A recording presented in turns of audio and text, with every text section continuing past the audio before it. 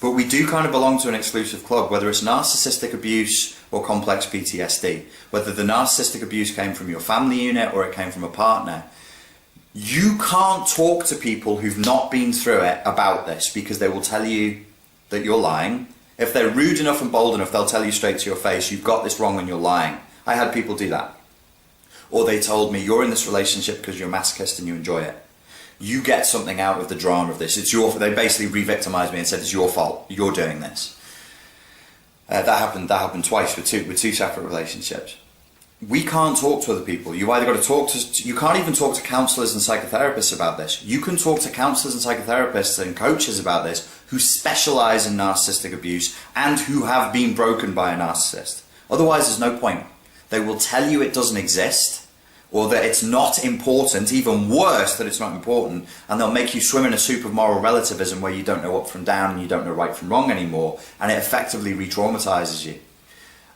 People then live the rest of their life, or can live the rest of their lives as empty shells. They can become very, very bitter. They just age and live shit lives where they're no longer thriving, they're just surviving, and they're not having a good time.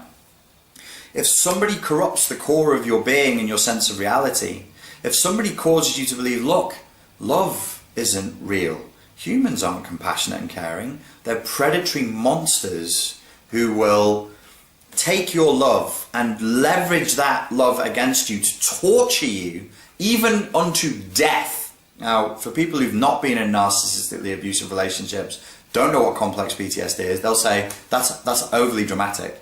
Nobody's getting tortured, you're not being tortured to death. Well, shut the fuck up. You don't know what you're talking about. Unless you've been through it, you do not know what it is, and you cannot speak. This is not your terrain. You shouldn't be here. You shouldn't be watching this video. You're not welcome here. But if you have been through it, and I say to you, it's like being tortured, and they will leverage your love against you and torture you until you are totally destroyed. Your reputation, your money, your sense of self, your will to live.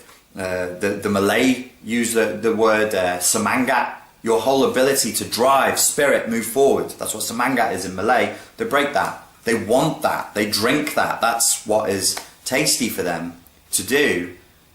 For people who've not been through that, they'll tell you that that couldn't possibly exist. See, we know serial killers exist, because serial killers is in the mainstream media, it's in modern culture. We know that there are a very small percentage of the human population out there that just something goes wrong and they need to kill people. They just want to kill people, it gives them a buzz. We know that there are rapists, robbers, credit card fraudsters, gangsters and drug dealers out there. But what we don't know is, or it's hard for us to accept, is this very commonplace, everyday evil.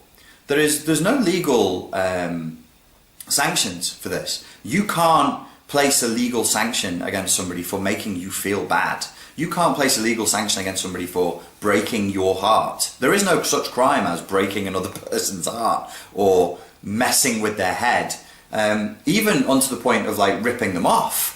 Because if you're made to do it willingly, and it's within the legal paradigms, and it's the assumption is, well, you were a conscious adult and you willingly, of your own sovereign, independent thought, made the choice to give this person that car, that house, this money, whatever or that time, that emotion, whatever the resources are we're talking about, you got nothing. There's no legal fallback position. The law can't help you.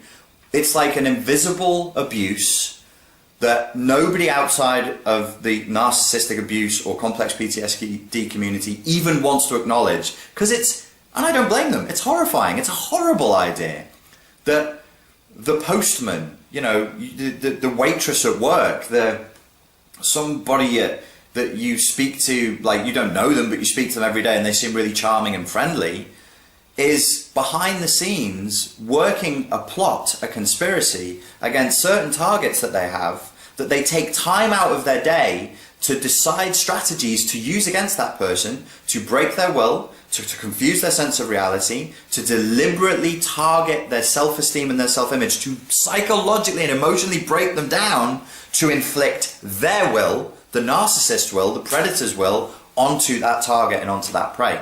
Nobody wants to deal with that. That's a horrible idea.